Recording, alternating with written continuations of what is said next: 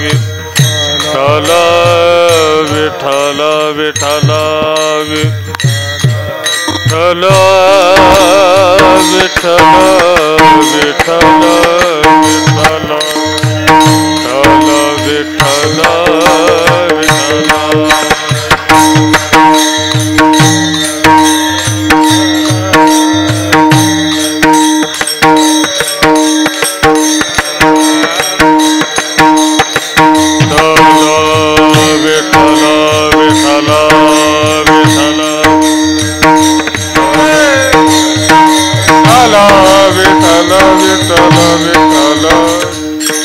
अभंग जगद्गुरु श्री तुकोबारांचा आहे, पण अभंगावर काही विवेचन करण्यापूर्वी कार्यक्रमाच्या निमित्ताचा परिचय करून देणं माझं कर्तव्य आहे. आपल्या या पुण्यभूमी असलेल्या श्री क्षेत्र पाथरवाडी या नगरीमध्ये एका मातोश्रीच्या पुण्यस्मरणाचं औचित्य साधून त्यांच्या कुटुंबियाकडून हा भक्ती महोत्सव या ठिकाणी आयोजित केलेला आहे.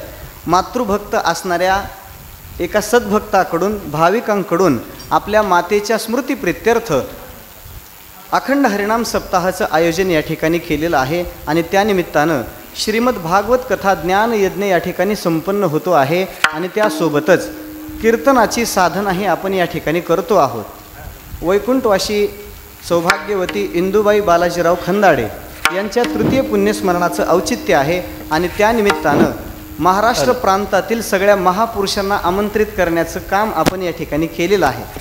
आणि या सगळ्या महापुरुषांच्या यादीमध्ये माझ्यासारख्या विद्यार्थ्याचाही पुण्याईनं नंबर लागलेला आहे. विठ्ठला विठ्ठला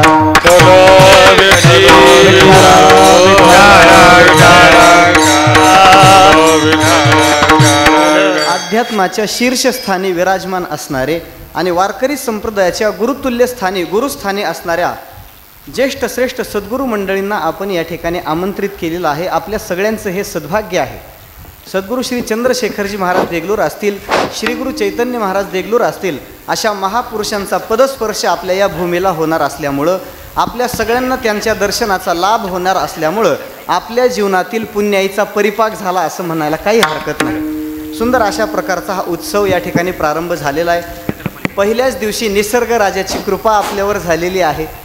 कृपाच म्हणावं लागेल की आता, नाही तर काय म्हणावं. यज्ञात भवती पर्जन्यो यज्ञ कर्मसमुद्भव. हा यज्ञ सिद्धीला गेल्यानंतर पाऊस पडतो असं शास्त्र आहे आणि इथं संपन्न होणारा भागवत कथेचा ज्ञान यज्ञ आहे.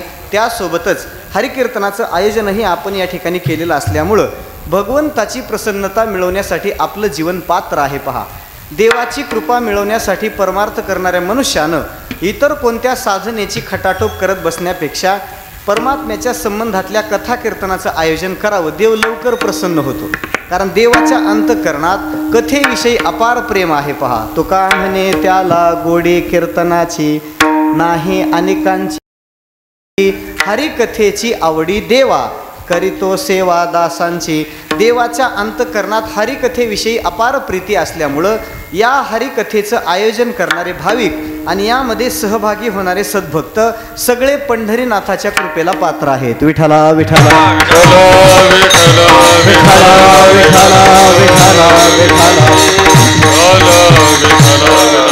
आजच्या कीर्तन सेवेसाठी वारकरी संप्रदायामध्ये ज्यांचं नाव मोठ्या श्रद्धेनं आणि अग्रक्रमाने घेतलं जातं, असे भजन क्षेत्रातले अभिनव गंधर्व भजन गंधर्व असलेले, ज्यांच्याकडं पाहून भजन कसं करावं हे सगळ्या महाराष्ट्रांनी शिकलं पाहिजे, असा भजनाचा आदर्श वस्तुपाठ घालून देणारे परम आदरणीय परम श्रद्धेय गुरुतुल्य असणारे श्री हरिभक्तीपरायण पंढरीनाथजी महाराज आरू यांची ही आशीर्वाद रूप उपस्थिती आपल्या कार्यक्रमाला लाभलेली आहे. त्यांच्या जोडीला आदरणीय हरिभक्तीपरायण श्री बळीराम महाराज बाळू महाराज यांची उपस्थिती आहे. या कार्यक्रमामध्ये आनंदाची भर घालणारे आनंद महाराजही या ठिकाणी उपस्थित आहेत आणि परिसरातील पंचक्रोशीतील भाविक मंडळींची उपस्थिती आहे. आपल्या सगळ्यांच्या उपस्थितीमध्ये प्राप्त असलेला वेळ महाराजांच्या अभंगाचं चिंतन करण्यात घालवायचं आहे. विठ्ठला विठ्ठला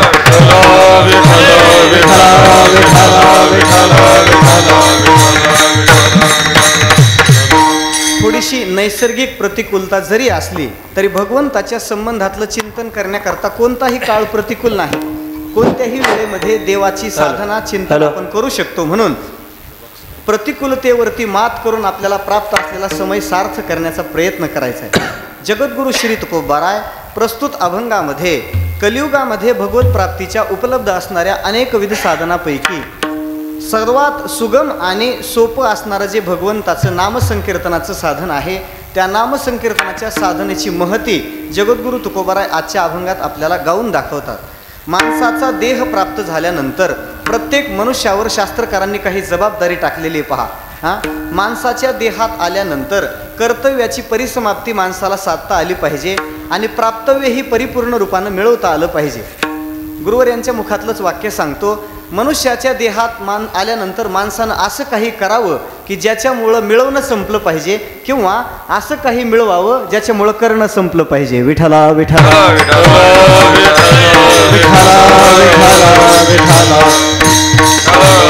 परिपूर्ण रूपानं कर्तव्य आपल्याला चोख पार पाडता आलं पाहिजे आणि त्या योगानं प्राप्तव्य असणारा परमात्मा सुद्धा आपल्याला प्राप्त करून घेता आला पाहिजे. माणसाच्या देहात येऊनही ज्याला कर्तव्य चोख पार पाडता येत नाही त्याचं जीवन मातीमोल होतं, आणि माणसाच्या देहात आल्यानंतर ज्याला कर्तव्य चोख पार पाडता येतं त्याच्या जीवनात मातीलाही मोल येतं. विठ्ठला विठ्ठला विठ्ठला विठ्ठला विठ्ठला अशी कर्तव्याची ही परिसमाप्ती साधता आली पाहिजे आणि प्राप्तव्य ही परिपूर्ण रूपानं मिळवता आला पाहिजे. कर्तव्य आणि प्राप्तव्य या दोन गोष्टीच्या संबंधातलं अग्रक्रम माणसाला मिळवता आला पाहिजे. माणसाच्या देहात आलेल्या प्रत्येक जीवावरती जबाबदारी आहे, त्याने मुक्तीसाठी प्रयत्न केला पाहिजे. मनुष्यासारखा देव दुर्लभ देह मिळाल्यानंतर या संसाराच्या सिंधूतून तरुण जाण्यासाठी मनुष्याचा प्रयत्न असला पाहिजे. जन्म मरणाचं दुष्ट जे चक्र मागं लागलेलं आहे त्या जन्म मरणाची दुष्ट असणारी परंपरा संपवून भगवत स्वरूपाचा साक्षात्कार करून घेता आला पाहिजे, तर मानवी जीवनाची सार्थकता आहे. शास्त्रकार आपल्याला हात वर करून सांगतात, माणसाच्या देहात आलेल्या प्रत्येकानं उद्धाराची साधना केली पाहिजे. भगवद्गीतेतला एक श्लोक आपल्या समोर ठेवतो. भगवद्गीतेच्या 6व्या अध्यायामध्ये परमात्मा अर्जुनाला बोलतो, अर्जुना, प्रत्येकानं स्वतःचा उद्धार स्वतः करून घेतला पाहिजे. उद्धरेदात्मनात्मानं नात्मानमवसादयेत आत्मैव ह्यात्मनो बंधू रात्मैव रिपुरात्मनः आत्मनः आत्मानं उद्धरेत. प्रत्येकानं स्वतःच्या उद्धाराची साधना केलीच पाहिजे असा शास्त्राचा आग्रह आहे. पहा, संतांचा सुद्धा हाच आग्रह आहे की नाही. आपुले आपण करा सोडवना, करा सोडवना, आपुले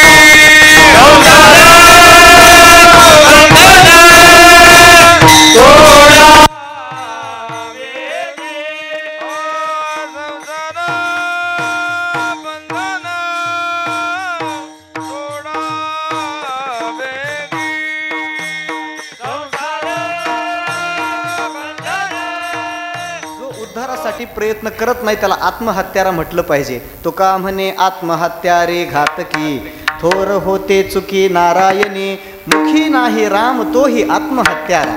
तुकोबाराय सांगतात, जो भगवंताच्या भक्तीत प्रवृत्त नाही, जो उद्धारासाठी प्रयत्न करत नाही, अशा माणसाला भाग्यहीन म्हणलं पाहिजे. विठ्ठला विठ्ठला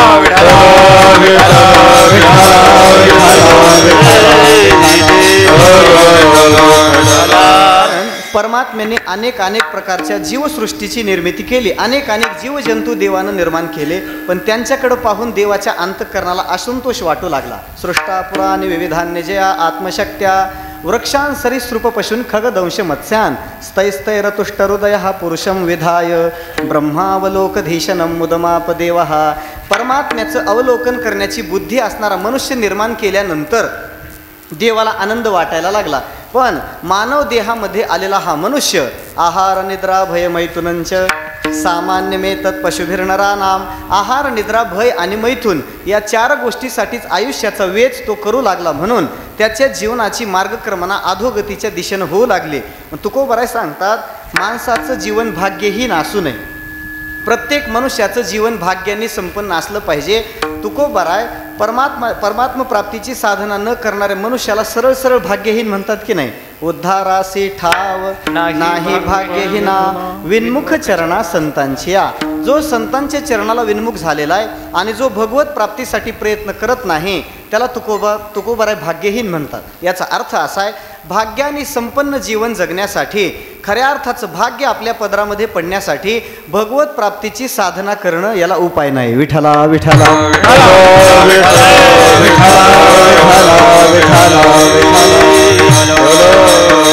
या भगवत प्राप्तीचे शास्त्रकारांनी अनेक मार्ग सांगितलेले आहेत. एवं बहुविधा यज्ञा वितता ब्रह्मणो मुखे. अनेक प्रकारच्या साधना भगवत प्राप्ती करता शास्त्रकारांनी निवेदित केलेल्या आहेत. त्याच्यामध्ये देवानं प्रमुख 3 साधना सांगितल्यात. पहा, एकदा उद्धवजींनी परमात्म्याला असा प्रश्न विचारला, देवा तुमच्या प्राप्तीसाठी मनुष्यानं कोणतं साधन हातात घ्यावं.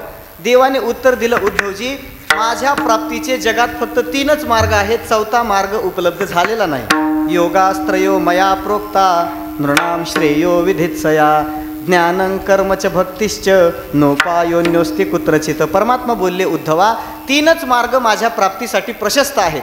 पहिला मार्ग ज्ञान मार्ग, दुसरा कर्म मार्ग आणि तिसरा भक्ती मार्ग. या 3 मार्गाचा आश्रय करून जीव माझ्या चरणापर्यंत येऊ शकतो. पण उद्धवजींनी पुन्हा प्रश्न विचारला, देवा प्रत्येक साधन हे अधिकारानुरूप माणसाला अनुष्ठानात घेता येतं.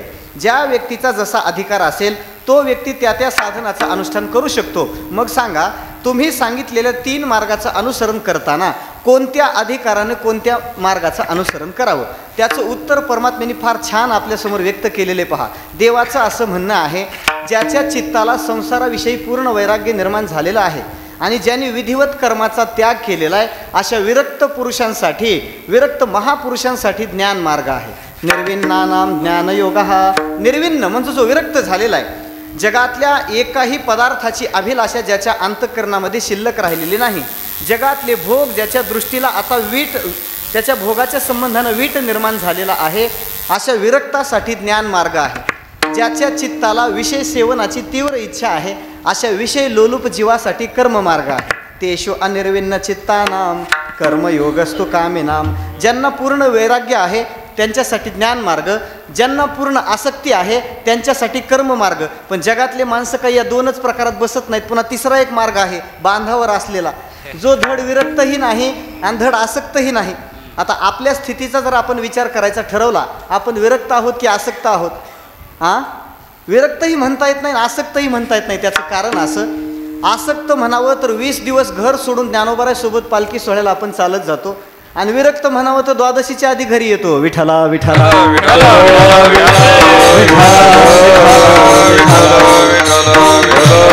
असं ज्यांच्या चित्ताला वैराग्याचाही संस्कार पूर्ण झालेला नाही आणि ज्यांना पूर्ण संसाराची आसक्तीही नाही, अशा बांधावर असलेल्या लोकांनी काय करायचं? न निर्विन्नः नातिसक्तः. अशा लोकांनी काय करायचं? परमात्मा सांगतात त्यांच्यासाठी भक्तीचा मार्ग आहे. यदृच्छया मत्कथादौ जात श्रद्धस्तु यपुमान न निर्विन्नो नातिसक्तः भक्ती योगोस्य सिद्धिदः. जो परिपूर्ण विरक्तही नाही आणि जो आसक्तही नाही, अशा मधल्या लोकांनी भक्तीचा आश्रय करावा. विठ्ठला विठ्ठला.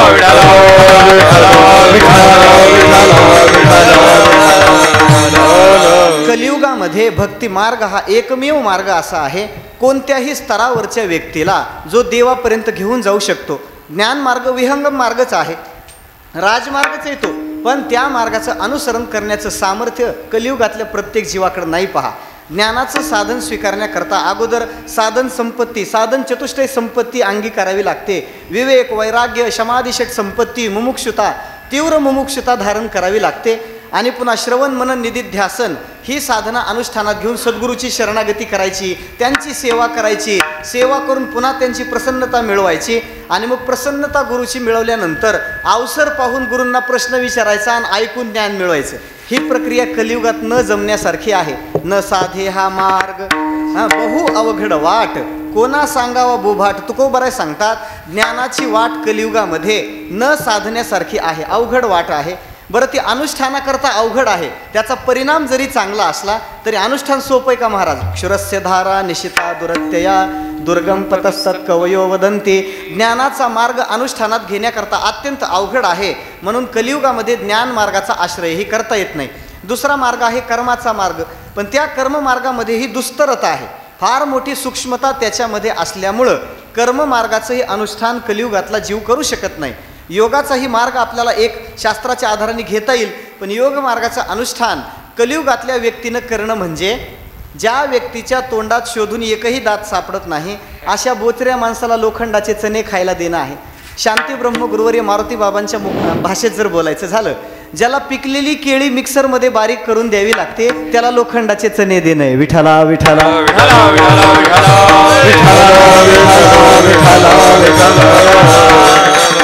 पाहे पा लोहाचे चणे जय बोचरिया पडती खाणे, ते पोट भरणे की प्राणे शुद्धी म्हणो. कलियुगातल्या मनुष्यानं योगाचं अनुष्ठान करणं म्हणजे ज्या माणसाला व्यवस्थित चालता येत नाही अशा पांगळ्या माणसानं वाऱ्याशी स्पर्धा करणं आहे. या लागे पांगोळा हेवा नव्हे वायुसी जेवी पांडवा, तेवी देहवंता जीवा अव्यक्ती गती. बरं, अनुष्ठान करण्याकरता योगाचा मार्ग काय सोपा आहे का महाराज? क्लेशोधिकतरस्तेषाम अव्यक्तासक्त चेतसाम. ज्ञानाचा मार्गही अवघड आहे, कर्माचा मार्ग सूक्ष्म आहे आणि योगाचा मार्गही अवघड असल्यामुळं कलियुगामध्ये अवघड साधन स्वीकारण्याची कोणाची तयारी नाही. पहा, अवघड कोणी न करे सांगता सुलभ बहुता गोड वाटे. मग भक्ती अवघड नाही असं तुमचं म्हणणं आहे का? तुकोबाराय सांगतात भक्ती अनुष्ठानात घेण्याकरताही सोपी आहे आणि भक्तीचा परिणामही चांगला आहे. पहा, तुका म्हणे भक्ती सुख रूप आदि अंती, सुख रूप आदि अंती, सुख रूप आदि अंती. हे तुका म्हणे भक्ती सुख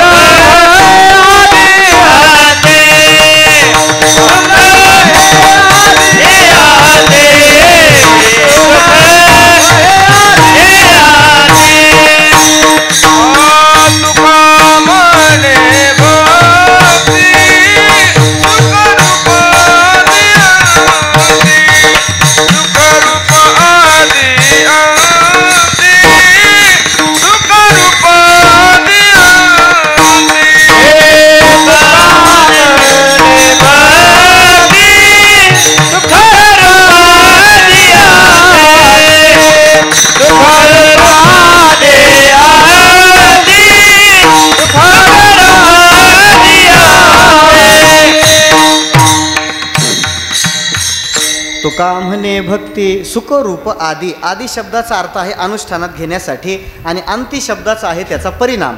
भक्तीचा आरंभ करतानाही भक्ती तितकी क्लेशदायक नाही जितकं योगामध्ये कष्ट आहेत. जेवढे ज्ञानामध्ये भक्तीत कष्ट नाहीत असं नाही, पण तेवढे कष्ट नाहीत. म्हणून कलियुगातल्या जीवाला अनुष्ठान करण्यासाठी भक्तीचं साधन सोपं आहे आणि अन्य साधनांच्या सापेक्ष जर विचार केला तर भक्ती साधना ही अधिक फलदायिनी आहे. पहा, सा तू कर्मज्ञान योग्य अधिकतरा.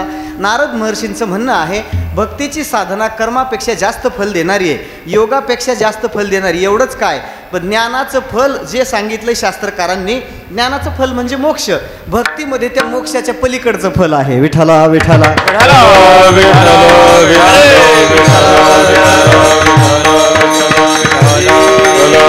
यत्फलं नास्ति तपसा न योगेन समाधिना तत्फलं लभते सम्यक कलौ केशव कीर्तनात. कलियुगामध्ये भक्तीची साधना मनुष्याचं जीवन उद्धरून नेण्याच्या कामात समर्थ आहे. पहा, कोणत्याही स्तरावरचा मनुष्य असू द्या, त्या माणसाचा अधिकार कसाही असू द्या, कलियुगातला प्रत्येक जीव भक्तीचा आश्रय करू शकतो, मग तो कसाही असला तरी. खट नट यावे शुद्ध होऊन जावे, शुद्ध होऊन जावे, शुद्ध होऊन जावे. खट नट यावे शुद्ध होऊन जावे, शुद्ध होऊन जावे, शुद्ध होऊन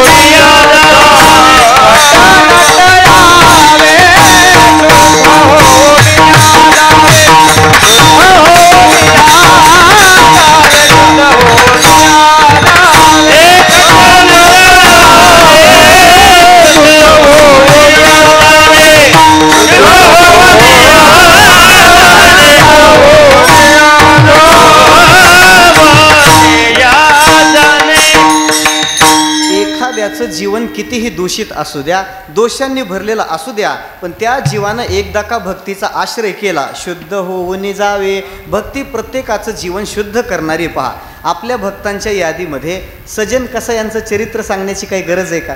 सजन कसाया जगद्गुरु तुकोबराय त्या सज्जन कसा यांना भक्तांच्या यादीत स्थान देतात. बरं, त्यांचा व्यवसाय कशाचा आहे? मांस विक्रीचं त्यांचं दुकान आहे. सरळ सरळ मांस विक्रीचं दुकान आहे.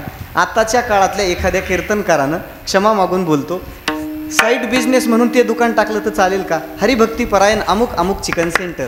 ऐकायला सुद्धा कसं तरी वाटतं की नाही? मांस विक्रीच्या दुकानात उभं राहून सजन कसाई महाराजांचं अखंड परमात्म्याचं नामस्मरण चाललेलं आहे. किती कौतुकाचा विषय महाराज. दुकान आहे मांस विक्रीचं आणि भजन चाललंय पांडुरंगाचं. मांस विक्रीच्या दुकानात त्यांचं भजन चाललेलं आहे आणि जिथं उभं राहून भजन करायला पाहिजे तिथं काही काहींची पिक्चरची गाणी आहेत. विठाला विठाला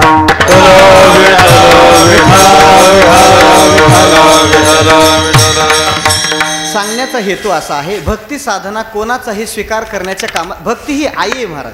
मग आई ही सगळ्या लेकरांना जशी आपल्या उदरात सामावून घेते, अवगुणी लेकरू असो किंवा सद्गुणी असो, सगळ्यावरती आपल्या कृपेचं समान रूपानं जशी आई छत्र धरते, तशी भक्ती ही मायच आहे महाराज.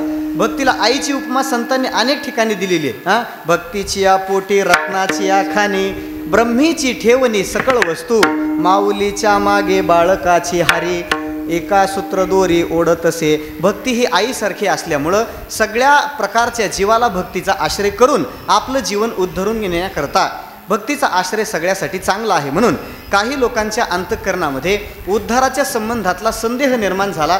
उद्धाराकरताच हे शरीर मिळालेले हे त्यांना पटलं, पण उद्धारासाठी नेमकी साधना कशी करावी याच्या संबंधातला संदेह, संभ्रम, संशय त्यांच्या अंतःकरणात निर्माण झाला. आणि या सगळ्या साधक मंडळींनी श्री क्षेत्र देहू या ठिकाणी जगद्गुरु तुकोबरांच्या चरणाचा आश्रय करायचं ठरवलं.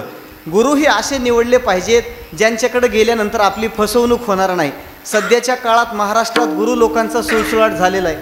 पृथ्वी तलावर एवढे आचार्य नसतील इतके आचार्य सध्या महाराष्ट्रात आहेत, पण त्याच्यावर चरणावरती श्रद्धा समर्पित करत असताना अगोदर शुद्ध कसोने पहावे, वरिल्या रंगान भुलावे, तुका म्हणे घ्यावे जेने नये तुटीते.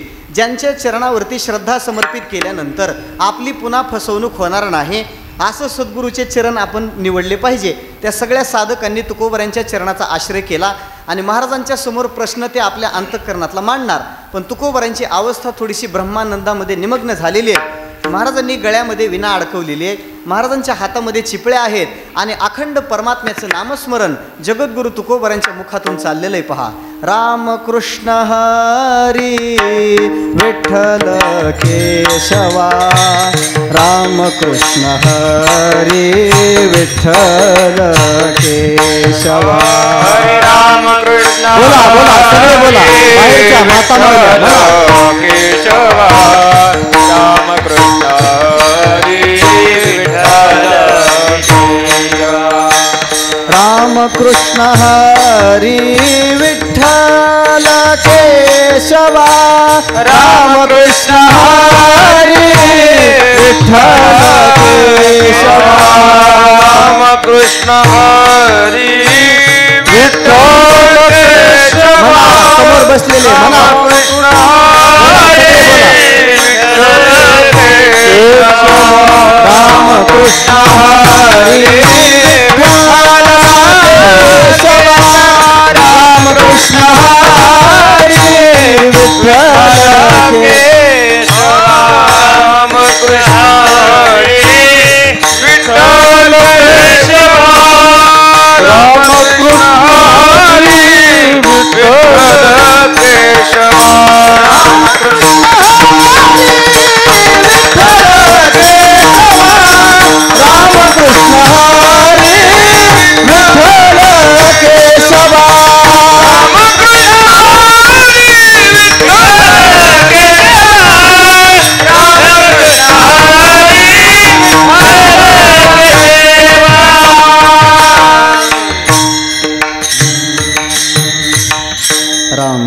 कृष्ण हरी विठ्ठल केशवा.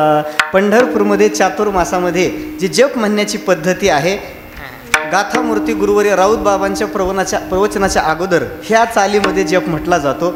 आणि सद्गुरू श्री चंद्रशेखरजी महाराज देगलूरकर यांच्या प्रवचनामध्ये राम कृष्ण हरी विठ्ठल केशवा असं तुकोबरांचं अखंड भजन परमात्म्याच्या संबंधानं अंतःकरणात प्रेम दाटून आलेलं आहे. आणि वृत्ती अंतर्मुख झालेली आहे. महाराजांना जगताचा विसर पडलेला आणि भजन चाललेलं आहे. महाराजांना प्रश्न विचारणा करता गेलेल्या लोकांनी थोडा वेळ वाट बघितली. त्यांच्या मनात आलं आता यांचं भजन कधी थांबायचं. त्यांचं भजन काही 7 ते 9 असं टायमिंग लावून नाही, घड्याळ लावून. कधी देहावर महाराज यायचे आणि आपला प्रश्न कधी विचारायचा. म्हणून महाराजांच्या त्यांनी भजनामध्ये चालूमध्ये महाराजांच्या चरणावरती आपलं मस्तक टेकवलं. आपल्या चरणाला कशाचा तरी स्पर्श होतो आहे हे जाणवल्यानंतर तुकोबरांनी डोळे उघडले, पाहिलं समोर साधकांचा समूह दिसतोय. महाराजांनी हात जोडून नमस्कार केला आणि विचारलं कशा करता आले, काय येण्याचं कारण आहे. माझ्यासारख्या सामान्य माणसाकडे येण्याचं तुमचं काय कारण आहे. आम्ही सदैव सोडके असं माझं जीवन आहे आणि तुम्ही एवढे सगळे भगवत भक्त माझ्याकडे आलेला आहात, कशा करता आलात. बरं, साधक मंडळींना महाराजांनी प्रश्न विचारला. साधकांनी उत्तर दिलं, महाराज परमार्थाची साधना करत असताना उद्धार करून घेण्याची अंतःकरणात तीव्र लालसा निर्माण झालेली आहे. पण साधनाचं अनुष्ठान कशा पद्धतीनं नेमकं करावं हे सांगणारा कोणी अधिकारी पुरुष आम्हाला भेटला नाही. आमच्या सद्भाग्यानं आम्हाला तुमचे चरण मिळालेले आहेत. म्हणून आम्ही तुम्हाला असा प्रश्न विचारतो की उद्धरून जाण्यासाठी मनुष्यानं साधना नेमकी कशा पद्धतीने केली पाहिजे. तो प्रश्न ऐकल्याबरोबर तुकोबरांच्या अंतःकरणाला आनंद झाला. महाराज का? कारण सहसा महाराज लोकांना परमार्थातलं विचारणारी माणसं भेटत नाहीत. संसारातलं विचारणाऱ्याच्या झुंडीच्या झुंडी आहेत, पण परमार्थातला प्रश्न विचारणारा माणूस लवकर भेटत नाही. महाराजांनी ते सगळे साधक मंडळी पाहिली, आनंद झाला आणि तुकोबराय बोलायला लागले, साधक जन हो, तुमच्या अंतःकरणात जर उद्धाराविषयी तळमळ निर्माण झाली असेल तर सगळ्या शास्त्राचं सारच मी तुमच्यासमोर ठेवतो. एक काम करा, देवाच्या संबंधानं हृदयात भावना धारण करा आणि परमात्म्याच्या नामाचं गायन करायला लागा. अभंगाच्या पहिल्या चरणापासून गायना देवा टाळी, गायनाचे वागे टाळी, गायनाचे वागे टाळी, गायनाचे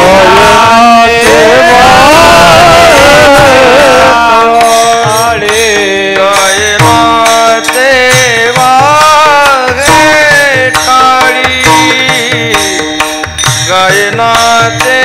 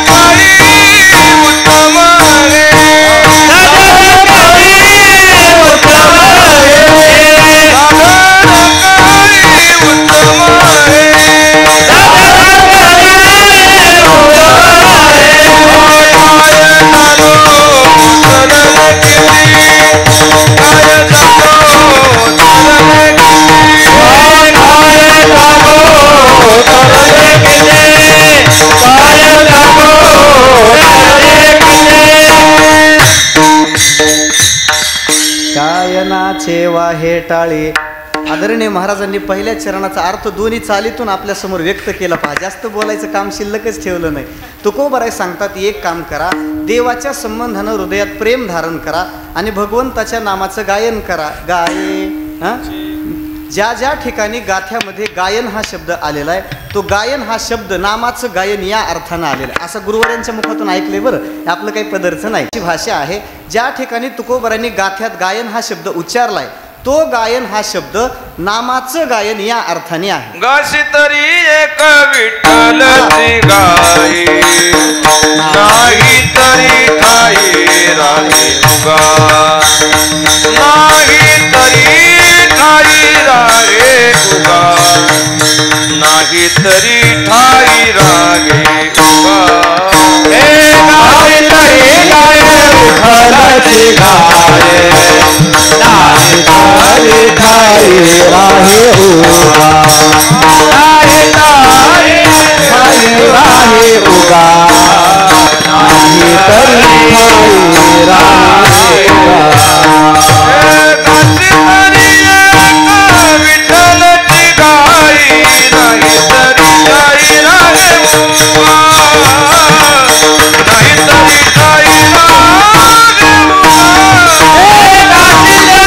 गाई, नाही तरी ठाई राहे उगा, नाही तरी ठाई राहे उगा. गासे तरी एक विठ्ठलची गाई, नाही तरी ठाई राहे उगा, अद्वैती तो नाही बोलाचे कारण, जाणीवेचा शेण करसे वाया. महाराज सांगतात, गायन करायचे ना, परमात्म्याच्या नामाचं गायन कर, नाही तर शांत बस. ठाई राहे उगा, दुसरं काही ग्राम्य गीतम न शृणुया, शास्त्राचा आग्रह आहे. पहा, ज्या गाण्यामध्ये परमात्म्याच्या संबंधातल्या प्रेमाची अभिव्यक्ती करण्याचं सामर्थ्य नाही, ते माणसाने उग गळा चांगला आहे म्हणून कुठेही काही म्हणत बसू नये. पहा, देवाच्या नामाचं गायन करणं ही साधना आहे. भावे गावे गीत शुद्ध करोनिया. भगवत प्राप्तीची इच्छा असणाऱ्या साधकाने चित्ताची शुद्धी संपादन करावी, हृदयात प्रेम धारण करावं आणि देवाच्या नामाचं गायन करावं. मग काही साधकांनी लगेचच खाली माना केल्या तुकोबारांकडे पाहून, महाराज आम्हाला काही गायन करता येत नाही. पहा, आम्ही काही शिकलो नाही, आम्ही काही चातुर्मास केला नाही, वैकुंठवाशी प्रातस्मरणे बोधे बाबांच्या संपर्कात आम्ही काही गेलो नाही, आम्हाला काही गायन करता येत नाही, तुम्ही सांगता गायन करायचं. तुकोबाराय सांगतात, मी नामाचं गायन करायचं सांगतो. मग त्या नामाचं गायन करत असताना नसेल तुम्हाला स्वर, नसेल तुम्हाला तालाचं, नये जरी तुझं मधुर उत्तर, नये जरी तुझं मधुर उत्तर,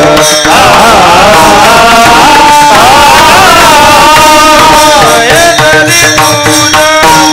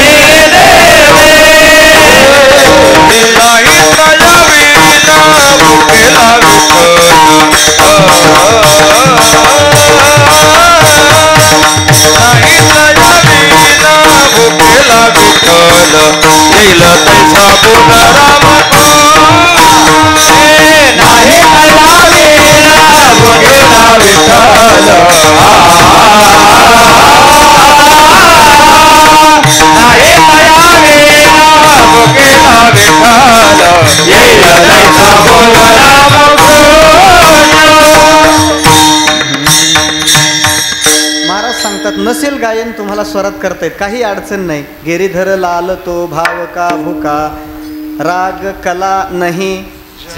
पण ही प्रमाण उगच आपसुरी म्हणावं असाही त्याचा अर्थ नाही. येत असेल स्वरात तर आळवीन स्वरे, कैशा मधुरा उत्तरे. नसेल येत तर काही त्याच्या वाचून बिघडत नाही. पहा, देवाच्या नामाचं गायन करण्याची साधना करत असताना तालास्वराचं ज्ञान नसेल एखाद्याला, नसू शकतं, कारण ती देवाची देणगी आहे. भगवंताचा प्रसाद समजा त्या अंशानं झाला नाही म्हणून काही देवाच्या नामाचं गायन करायचं नाही का? तुकोबाराय सांगतात, देवाच्या संबंधातलं प्रेम हृदयात धारण करा आणि देवाच्या नामाचं गायन करा. मग ते गायन प्रेमानं होत असताना स्वर विवर्जित ताल विवर्जित जरी होत असेल तरी हरकत नाही. पहा, समजा एखाद्या आईचं लेकरू आहे, त्या लेकराला आणखी स्पष्ट बोलता येत नाही, त्याच्या मुखातून बाहेर येणारे शब्द असंबद्ध पद्धतीनं बाहेर येतात, अस्पष्ट रूपानं बाहेर येतात. मग त्याची आई त्याला असं म्हणते काय, असं बोलायचं नाही वेडं वाकडं, व्याकरणाच्या नियमात तंतोतंत बोललं पाहिजे, कोणता प्रत्यय कुठं लागतो तुला कळत नाही का, असं आई त्याला म्हणत नाही. उलट ते लेकरू जोपर्यंत बोबडं बोलतं तोपर्यंत त्या आईला लेकराचं जास्त कौतुक आहे. पहा, एकदा ते लेकरू चांगलं बोलायला लागलं की तीच आई म्हणते शांत बस, बडबड करू नको. पण ते बोबडं बोलत असताना ना तरी बालक बोबडा बोली, का वाकुडा विचुका पाऊली, ते चोज करोनी माऊली, जैसा स्वभाव माय बापांचा, अपत्य बोले जरी बोबडी वाचा, तैसा पुढं काय तरी अधिकची तयाचा संतोष आहे. आईच्या अंतःकरणात लेकराच्या बोबड्या बोलण्याचं सुद्धा जसं कौतुक आहे, तसं देवाच्या नामाचं गायन करत असताना तुकोबाराय सांगतात, अबद्ध वाकुडे जैशा तैशा परी, वाचे हरे हरे उच्चारावे. देवाच्या नामाचं गायन प्रेमानं केलं पाहिजे. नामाचं गायन करणं हीच कलियुगातली साधना आहे. पहा, कलियुगातली साधना आहे. म्हणून महाराज सांगतात, गाये देवाच्या नामाचं गायन करा. आणि मग नामाचं गायन करत असताना अंतःकरणामधला सत्वगुण परिपुष्ट झाला, सत्वगुणाची वृद्धी झाली आणि अष्टसात्विक भाव जर निर्माण झाले, नाचे देवाच्या नामाचं गायन करत करत नृत्य करा, कारण नृत्य करणं हे सुद्धा भक्तीला पुष्ट करणार आहे. पहा, देवाच्या नामाचं गायन करत करत नृत्य करणं सुद्धा गरजेचं आहे. वारकरी मंडळी काय नाचतात महाराज वारीमध्ये, त्या रिंगणाच्या प्रसंगात जर आपण जाऊन बघितलं, पंढरपूरकरांनी नाचण्याची परंपरा सांभाळली. पहा, काय भजन चालतं महाराज, विठोबा रुक्माई एकदा सुरू केलं, तासन तास ते भजन करत करत वारकरी दंग होऊन नाचतात. आपणही नाचतो म्हणा, पण जिथं नाही तिथं नाचायची आपल्याला सवय लागलेली. पहा, व्यवहारामध्ये एखाद्याचं लग्नाचा प्रसंग जर असला ना, त्या लग्नाच्या प्रसंगात नाचणारी मंडळी अशी स्वतंत्र सक्रिय झालेली असतात. पहा, पण त्या बिचाऱ्यांना नाचण्यासाठी पुन्हा काहीतरी घ्यावं लागतं. असं म्हणतात, उष्ण औषण आणून त्यांना नाचावं लागतं. आणि मग असं उष्ण औषण आणून नाचणारी मंडळी बघितली की अशी ज्येष्ठ मंडळी शेजारी उभी असतात आणि मग ते आपसात चर्चा करतात. पहा, एखादा मुलगा जर बेफाम नाचायला जर लागलाच तिथं, तर म्हातारी माणसं म्हणतात कोणाचं बे नाही म्हणतात. हे मी ऐकलेले बरं स्वतः, हे बेनं कोणाचं म्हणतात. पण एखादा मुलगा गळ्यात असा टाळ अडकून टोपी घालून गंध लावून जर सुंदर नाचायला लागला तर माणसांचा शब्दप्रयोग वेगळा आहे. काय त्या मुलाचे संस्कार आहेत म्हणतात, विठाला विठाला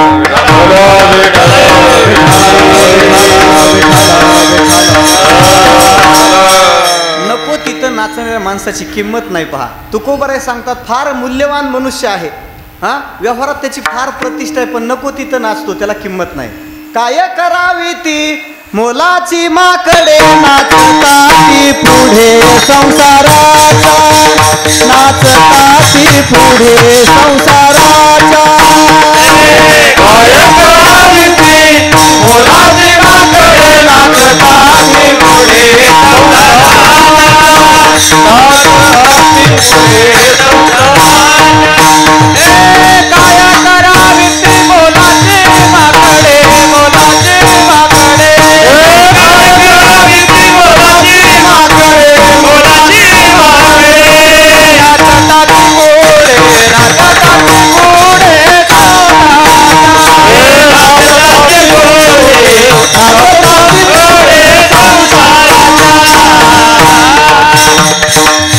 काय करावी ती मोलाची माकडे. संसाराच्या पुढं नाचणाऱ्या माणसाची किंमत नाही. पहा, नाही का.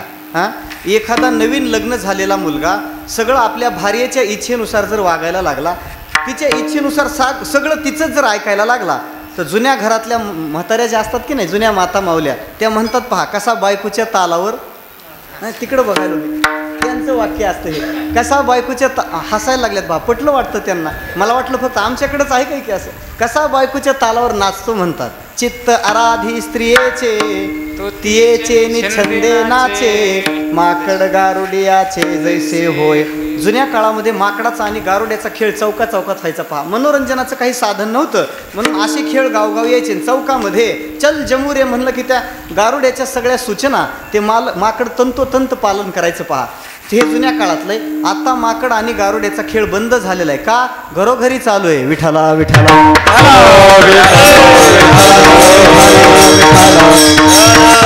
पण हे या नाचण्याला प्रतिष्ठा नाही पहा. पण कीर्तनात नाचण्याला प्रतिष्ठा आहे. कुठं नाचावं हेही माणसाला कळलं पाहिजे. नाचू कीर्तनाचे ज्ञानदीपला.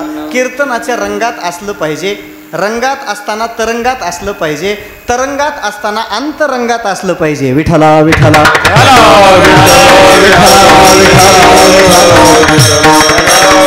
गायनाचे वाहे टाळे. आणि नृत्य करत असताना हातामध्ये जर देवाच्या त्या नृत्याला वर्धक करणारं एखादं वाद्य नसेल, रिकाम्या हातानं टाळी वाजवली पाहिजे. वाहे टाळे.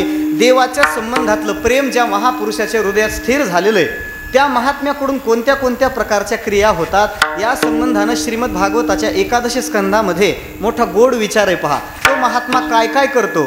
एवं व्रतस्व प्रिय नाम कीर्त्या जाता अनुरागो धृतचित्त उच्चैहि हसत्यथो रोदिति रौति गायत्य उन्मादवन नृत्यति लोकबाह्य. देवाच्या संबंधातलं प्रेम एकदा हृदयात स्थिर झालं की तो महात्मा काय काय करतो. त्याच्या संबंधानं किती विस्तार आणि विचार सांगितलेला आहे पहा. कधी कधी तो महात्मा एकांतामध्ये मोठ्याने ओरडायला लागतो.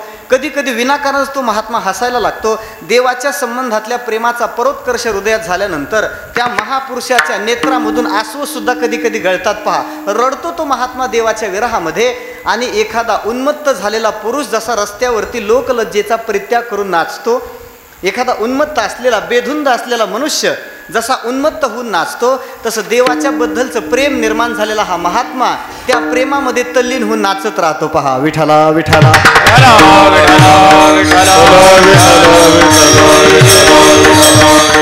गायनाचे उडे आपोले या छंदे.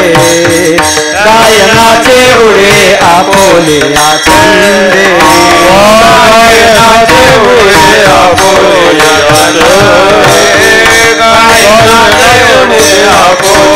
या छंदे. मनाचा आनंदे आवडीने.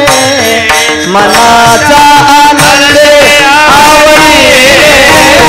गायनाचे उडे आपोले या छंदे. गायनाचे उडे आपोले या छंदे. गायनाचे उडे आपोले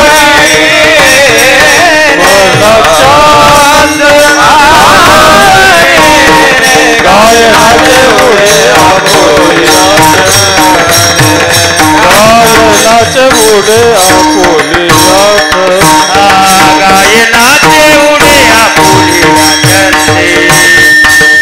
मनाची आनंदी आवडी.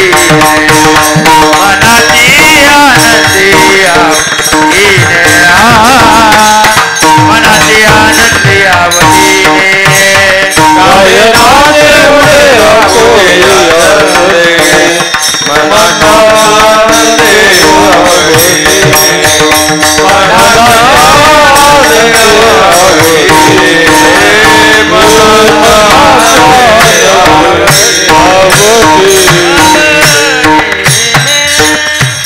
गायनाचे उडे आपुलिया छंदे. मनाच्या आनंदे आवडीने.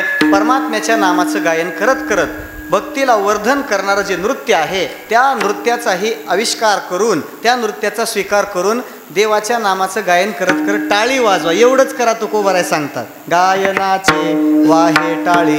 पण टाळी वाजवायचं सांगितल्यानंतर बरीच लोक टाळीची सुद्धा टाळाटाळ करतात पहा. टाळी वाजवायचं बरं नको वाटतं बरेच जणांना नाही का. म्हणून पाया पडून सांगावं लागतं पुन्हा. करे टाळी बोला. तुकोबरायांसारखे क्रांतदर्शी महात्मे ज्या तुकोबरांच्या चरणाची पूजा स्वतः भगवान पंढरीनाथ परमात्मा करतो. जया पूजले. ज्या तुकोबरांच्या चरणाची धूळ साक्षात भगवान शंकर आपल्या मस्तकाला लावतात. विष्णू जोडी कर माथा रजवंदी हर. किंवा चरणीचे रज वंदी शुळपाणी नाचते ते तुकोबाराय तुमच्या माझ्यासारख्याला नमस्कार करतात. तुमच्या पाया पडून सांगतो तुकोबाराय म्हणतात टाळी वाजवा, पण माणसं टाळी वाजवत नाहीत. पण महाराजांचं हे सांगणं अत्यंत तळमळीचं आहे. पहा, गाथ्यामध्ये सामान्यतः 3 प्रकारचा नमस्कार आलेला आहे. गुरु महाराजांच्या मुखातला ऐकलेलं सांगतो. गाथ्यात 3 प्रकारचा नमस्कार आहे. एक नमस्कार श्रद्धेचा आहे, दुसरा नमस्कार उपेक्षेचा आहे आणि तिसरा नमस्कार तळमळीचा आहे. श्रद्धेचा नमस्कार फक्त दोघांना, पांडुरंगा करू प्रथम नमन, श्री संताची या माथा चरण, हा श्रद्धेचा नमस्कार आहे. दुसरा एक नमस्कार आहे तो उपेक्षेचा आहे. 2 माणसं समोरून आपल्याकडे जर यायला लागली, त्याच्यातली एक व्यक्ती जर दुर्जन असेल तर त्या दुर्जनाला सुद्धा रामराम त्यालाच पहिलं म्हणावं लागतं. दुर्जनम प्रथमम वंदे, त्यालाही रामराम म्हणण्याची आपली संस्कृती आहे. पहा, पण महाराज सांगतात त्याला केलेला नमस्कार हा व्यवहार म्हणून आहे, वरकरणी नमस्कार आहे. तो का म्हणे तया नमन बाह्यातकारी आवडती परी चित्तशुद्धी. दुर्जनाला केलेला नमस्कार उपेक्षेचा आहे, व्यवहार म्हणून केलेला आहे. संतांना आणि देवाला केलेला नमस्कार हा श्रद्धेचा आहे, प्रेमाचा आहे. पण तुमच्या माझ्या उद्धारासाठी तुकोबाराय जो आपल्याला नमस्कार करतात तो तळमळीचा आहे. विठ्ठला विठ्ठला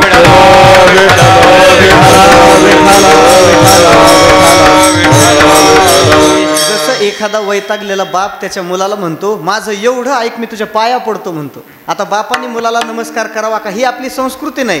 पितृदेवो भव ही आपली संस्कृती आहे. तरी सुद्धा बाप मुलाच्या सुद्धा पुढं नतमस्तक होतो, माझं ऐक म्हणतो. तसं जगद्गुरु तुकोबाराय तुमच्या माझ्यासारख्या असंख्य साधकाचे बाप आहेत. ते आपल्याला नमस्कार करतात आणि सांगतात वा हे टाळी टाळी वाजवणं ही गरजेचं आहे. पण आणि हे जे साधन आहे महाराज सांगतात या साधनाला सामान्य समजू नका, साधन कळी उत्तम हे साधन कलियुगामध्ये उपलब्ध असणाऱ्या सर्व साधनातलं सर्वश्रेष्ठ साधन आहे. बाकीची साधनं युगपरत्वे त्या त्या कालामध्ये श्रेष्ठ आहेत. कृते अध्यायतो विष्णू त्रेतायाम यजतो मखैहि द्वापरे परिचर्यायाम कलौ तद हरिकीर्तनात. अन्य साधनांचं महत्त्व कालपरत्वे आहे. व्यवहारातही बऱ्याच अशा गोष्टी असतात, त्या गोष्टीचं महत्त्व एखाद्या ठराविक काळापुरतं मर्यादित असतं. जुन्या काळामध्ये घोड्यांना फार किंमत होती. पहा, घोड्यावरून फिरणाऱ्या माणसांचा फार रुबाब असायचा. आत्ताच्या काळात जर एखादा घोड्यावरून फिरायला लागला तर लोक म्हणतील काय येडा माणूस आहे पहा, उन्हातानात घोड्यावरून फिरायला. कालपरत्वे ते महत्त्व ठरलेलं आहे. तसं अन्य साधनांचं महत्त्व हे युगपरत्वे आहे, कालपरत्वे.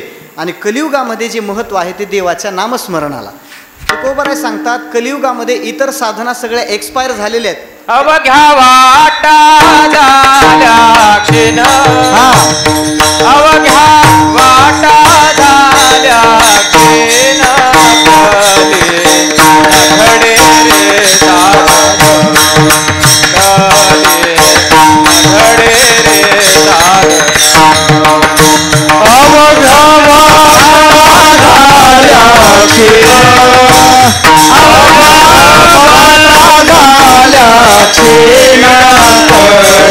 साधन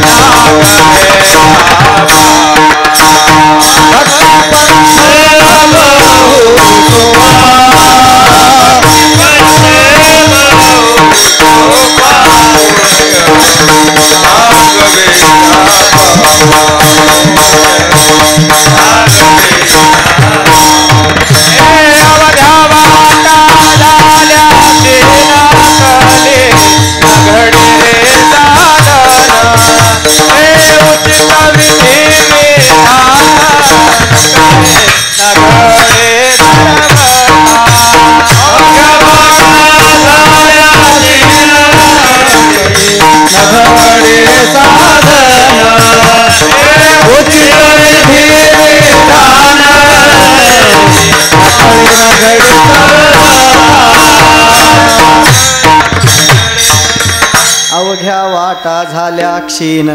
भगवत प्राप्तीची जी सगळी साधन आहेत ती दुर्बल झाली कलियुगामध्ये. त्यांचं महात्म्य जवळजवळ संपुष्टात आलं नाही का. मेडिकल स्टोअरमध्ये गेल्यानंतर माणसं गोळ्या घेऊन येतात पहा, आणि मग त्या गोळ्याचं पाकिट घेऊन आल्यानंतर त्याच्यावरची तारीख तपासली जाते, एक्सपायरी डेट बघितली जाते. तसे त्याच्यावर 2 तारखा असतात. एक तारीख असते ते औषध निर्माण झाल्याची, त्याला मॅन्युफॅक्चरिंग डेट म्हणतात, आणि दुसरी एक तारीख असते एक्सपायरी डेट, म्हणजे त्या तारखेनंतर ते औषध पुन्हा निकामी आहे. तसं कलियुग येण्यापर्यंत बाकीचे सगळे साधनं उपयोगात होती, पण कलियुगात त्यांची एक्सपायरी डेट झालेली असल्यामुळं साधन कली उत्तम हे. महाराज सांगतात हे साधन कलियुगामध्ये सर्वोत्तम आहे. मग साधकांनी विचारलं, महाराज आम्ही भवसिंधूतून तरुण जाण्याकरता तुम्हाला प्रश्न विचारला होता, आणि मग तुम्ही हे देवाच्या नामाचं गायन करायला सांगता, पण आमचा प्रश्न असा आहे, देवाच्या नामाचा आश्रय करून आजपर्यंत कुणी तरुण गेलं का सांगा. एखाद्या औषधाचा गुण एखाद्या रोग्याला जर आला तर ते औषध इतरांना देण्यात सार्थकता आहे. तसं तुमच्या नामसाधनेचा आश्रय करून आजपर्यंत कुणी तरुण गेलं का त्याचं उत्तर द्या. महाराज सांगतात नामाचा आश्रय करून किती लोक तरुण गेले काय सांगावं. दुसऱ्या चरणात काय जानो तरणे केते, काय जानो तरणे केते,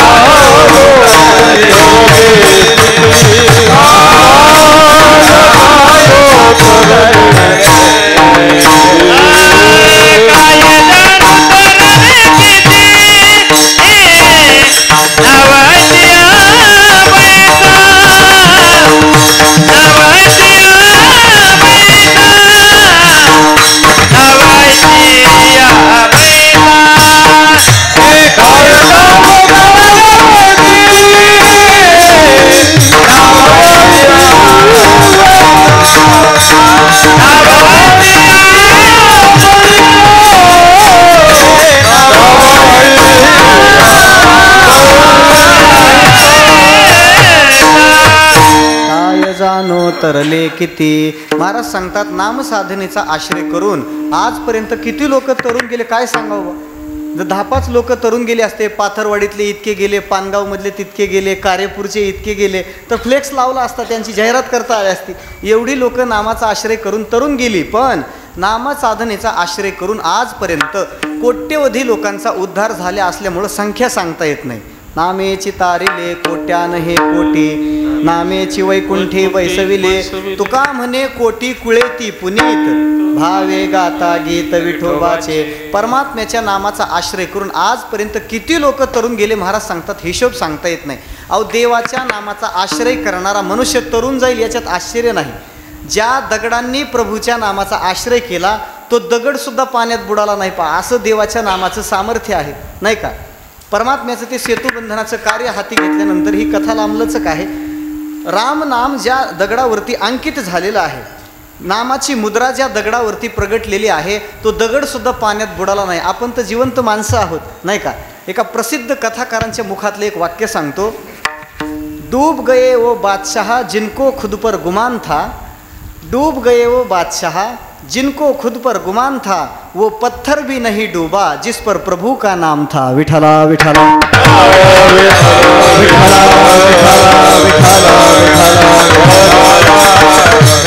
नामाचा आश्रय करणारा दगड जर तरत असेल, आपण तर जिवंत माणसं आहोत, आपला उद्धार होणार नाही का? महाराज सांगतात संख्या सांगता येत नाही किती लोक तरून गेले, काय जाणो तरले किती. आणि ही परमात्म्याच्या नामस्मरणाची साधन आहे, आयती साधन आहे, आयती नौका आहे.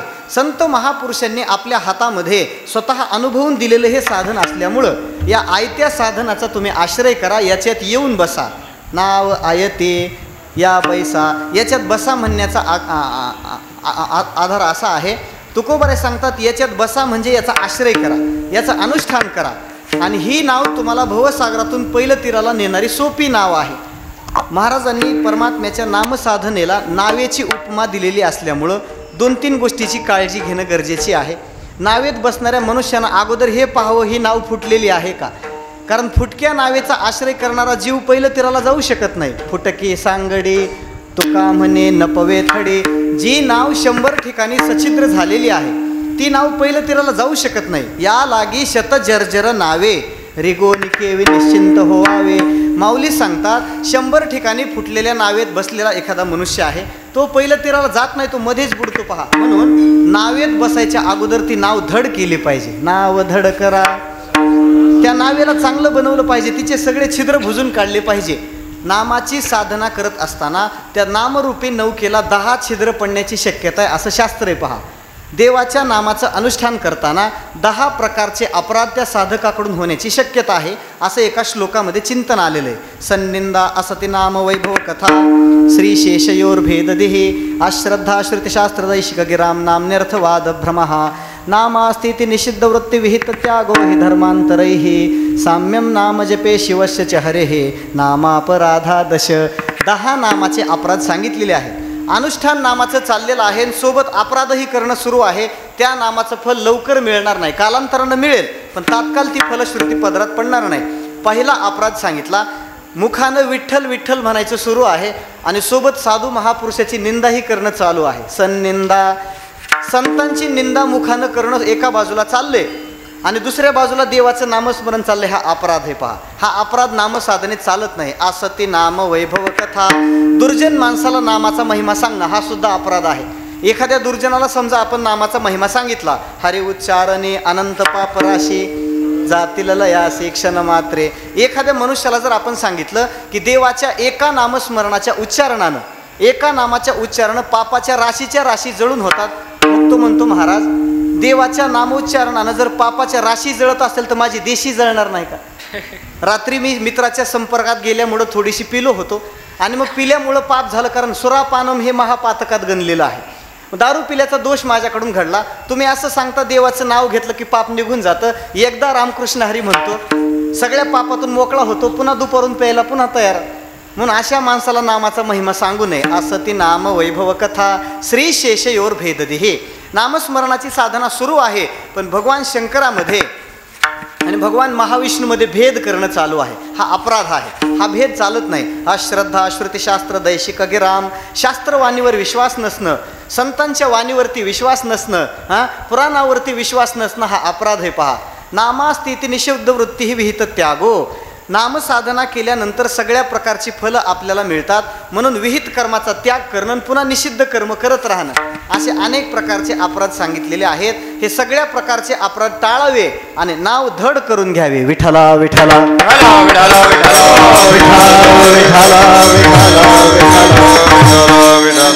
सांगतात. अशी धड असलेली नामाची जी नौका आहे तिचा तुम्ही आश्रय करावा. कारण देवाने सामान्य जीवाच्या संबंधातली करुणा धारण करून आपल्या नावाच्या 1000 नौका या संसार सागरात सोडून दिल्यात पहा. नामाची या सहस्रवरी नावा या अवधारी सजोनिया संसारी तारू झालो. स्वतः भगवान पंढरीनाथ परमात्मा त्या नावेचा नावाडी झालेला आहे. विठ्ठल नावाडा फुकाचा आळविल्यासाठी वाचा करकटी जैसे तैसे उभा राहिला न बैसे. तुकोबारे सांगतात पंढरीनाथासारखा नावाडी मिळालेला आहे, मग उगतच पाण्यात उडी टाकायची आणि स्वतः पोहत जायचं काही गरज नाही. पोहत जाण्याची गरज नाही, कारण मध्येच दम लागला तर नाका तोंडात पाणी जाण्याची शक्यता आहे. म्हणून स्वतः त्या भवसिंधूमध्ये उडी घालण्यापेक्षा एकतर जे भवसिंधूतून तरुण गेलेले आहेत त्यांच्या कासेला लागावं, कारण मग आपल्याला पुन्हा साधना करण्याचं कष्ट करण्याचं कारण नाही. कासे लागे तया लगती सायास पोहणार त्यास पार पावे. चांगल्या पट्टीच्या पोहणाराच्या कमरेला धरावं, नाहीतर नौकेत बसावं. तुकोबरे सांगतात नाव आयते, या नामरूपी नौकेचा आश्रय करा. कारण हे साधन इतर साधनांच्या सापेक्ष अनुष्ठानाकरता सोपं आहे, सोपं साधन आहे. सायासाचे नाही काम घेता नाम. तुकोबराय सांगतात परमात्म्याचं नाम घेत असताना कोणतेही सायास करावे लागत नाहीत. इतर कोणतीही फलं जर मिळवायची असतील तर माणसाला सायास केल्याशिवाय मिळत नाहीत. पहा, व्यवहारातलं कोणतंही फळ माणसाला सायासाशिवाय मिळत नाही. पण परमार्थ असा आहे, बसल्या जागी देवाचं नामस्मरण केलं. सायासाचे फळ बैसलिया येवोनी अंतरी राहील गोपाळ. नलगती सायास, कोणत्याही प्रकारचे क्लिष्ट सायास करण्याचं काहीही कारण नाही. भगवंताच्या नामाचा आश्रय केला पाहिजे, कारण ही सोपी साधना आहे. सोपी साधना आपल्याला सोपं करायला आवडतं की नाही. पंढरपूरला बारीला लागायची जर वेळ आपल्यावर आलीच, 10-15 तास जर दर्शन बारीला लागणार असेल तर अशा लोकांना बरोबर तुकोबऱ्यांचं प्रमाण आठवतं. पहा, तुका म्हणे मोक्ष देखिल्या कळस तात्काळ हा. माणसं म्हणतात इथंच दर्शन आहे आता पांडुरंगाचं. हा मोक्ष देखिल्या कळस नाही, बारीत उभं राहण्याचा आळस आहे. हा आळसाचा कळस झाला. विठाला विठाला विठाला विठाला विठाला. म्हणजे आपल्याला कोणती साधना सायासाशिवाय करण्याची सवय नाही. मग आपल्याला सोपं करायची सवय ना. तुकोबरे सांगतात सोपी साधना हिचा आश्रय करा. सायासाचे नाही काम घेता नाम विठोबाचे. जो माणूस प्रपंचामध्ये अहर्निश सायास करतो त्याला परमार्थाचे सायास करावे वाटत नाहीत महाराज. सायासे करीसे प्रपंच. शेतामध्ये भिजवण्याकरता पाणी देण्याकरता जाणारा जो मनुष्य आहे, त्याच्या शेतातली लाईट जर समजा 12 वाजता रात्री येणार असेल तर तो शेतकरी किमान 11:30ला तरी तिथं पोहोचतो. पहा, का लाईट आल्याबरोबर बटन टाकलं की चांगलं व्होल्टेज येतो म्हणतो. बाकीच्यांच्या मोटरा चालू होण्याच्या अगोदर आपली चालू पाहिजे, इतकी दक्षता आहे. कोण नाही दक्ष करिता संसार आम्ही तो विचार व मन केला. महाराज सांगतात एवढे सायास करण्याची गरज नाही. ज्या ठिकाणी आहात, ज्या अवस्थेत आहात, ज्या अधिकारात आहात, तिथं देवाच्या नामाचा आश्रय करणं गरजेचं आहे. कारण ही सोपी साधन आहे. विठोबाचे नाम घेता सायासाचे काम नाही. महाराज सांगतात बसल्या जागी रामराम म्हणायला काय त्रास होतो सांगा बरं. बैसलिये ठाये म्हणता राम राम काय होते श्रम ऐसे सांगा. बसल्या जागी आपण किती रिकामे कामं करतो की नाही. बसल्या जागी 2 जावात भांडणं लावतो, बसल्या जागी 2 बुवात भांडणं लावतो, बसल्या जागी एका सप्त्याचे 2 सप्ते करतो. विठाला विठाला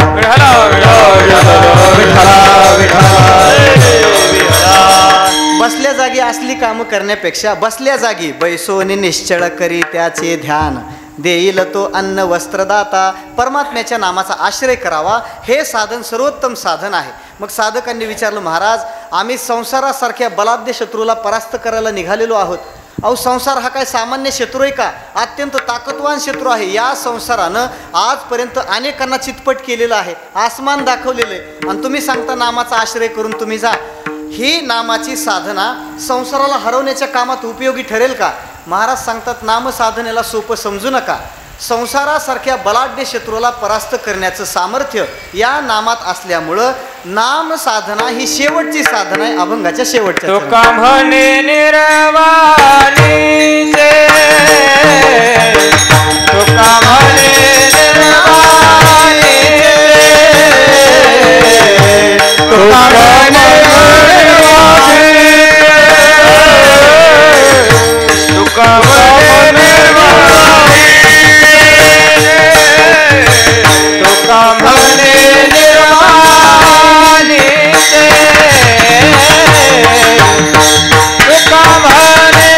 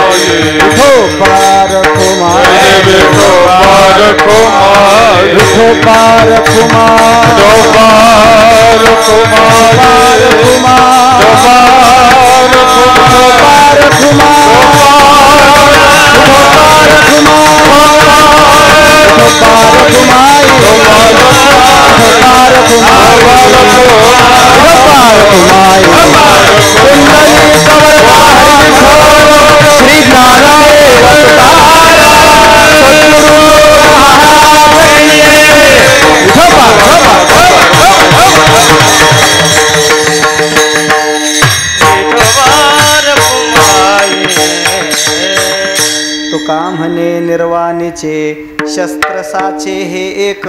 जगद्गुरु तुकोबाराय सांगतात, संसारासारखा अत्यंत ताकदवान शत्रू समोर आल्यानंतर त्याला परास्त करण्यासाठी उपलब्ध असणारं हे एकमेव निर्वाणीचं शस्त्र कलियुगामध्ये उपलब्ध आहे. शस्त्र हे निर्वाणीचा बाण, निकट समयो अवसान, कोठे योजे लदशदान, खंडी नारायण दुःख चिंतने. संसाराला हरवायचा असेल तर आपल्या भात्यामध्ये नामाचे बाण असणं गरजेचं आहे. काळरूपी संसाराला पराभूत करून आपल्याला विजयश्री प्राप्त करून घ्यायची असेल, तुका म्हणे काळा हाना तोंडावरी, भाता भरा हरे रामबाणे. संसाराला परास्त करण्यासाठी कलियुगामध्ये उपलब्ध असणारं एकच शस्त्र पहा, हरिनामाचा शस्त्र घोडा. संसार गाडा छेदिला. संसाराचं छेदन करायचं असेल, संसाराच्या बंधनातून निर्मुक्त व्हायचं असेल तर नामसाधनेशिवाय पर्याय नाही. म्हणून तुकोबाराय सांगतात, प्रत्येकानं देवाच्या नामाविषयी अंतःकरणामध्ये श्रद्धाभाव धारण करावा आणि आपलं जीवन उद्धरून नेण्यासाठी परमात्म्याच्या नामाचं अखंड अनुष्ठान करावं. ज्ञानेश्वर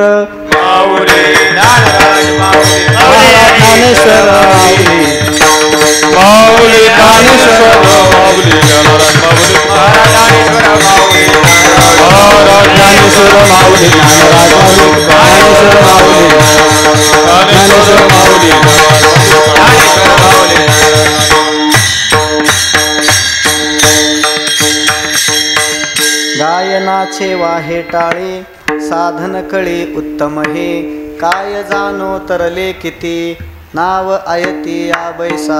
यथामथी यथा अवकाश. नियोजित वेळेमध्ये अभंगावर बोलण्याचा प्रयत्न केला. आजच्या कीर्तनासाठी थोडं नैसर्गिक प्रतिकूलता उपलब्ध जरी झालेली असली तरी ज्ञानोबराय तुकोबरायांच्या कृपेनं जसा अभंग सोडता येईल तशी सोडवण्याची या ठिकाणी आपल्यासमोर छोटासा प्रयत्न केलेला आहे. आजच्या कीर्तन सेवेसाठी परम आदरणीय परम श्रद्धेय गुरुतुल्य असणारे पंढरीनाथजी महाराज आरू यांची उपस्थिती आहे.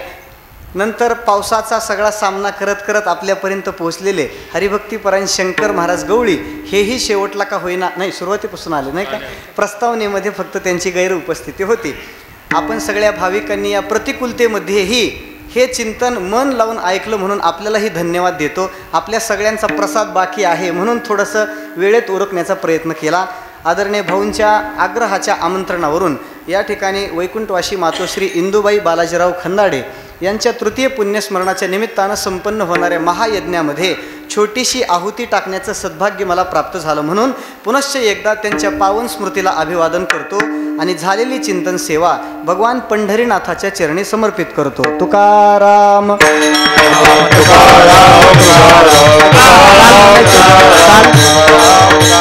तुकाराम तुकाराम तुकाराम तुकाराम.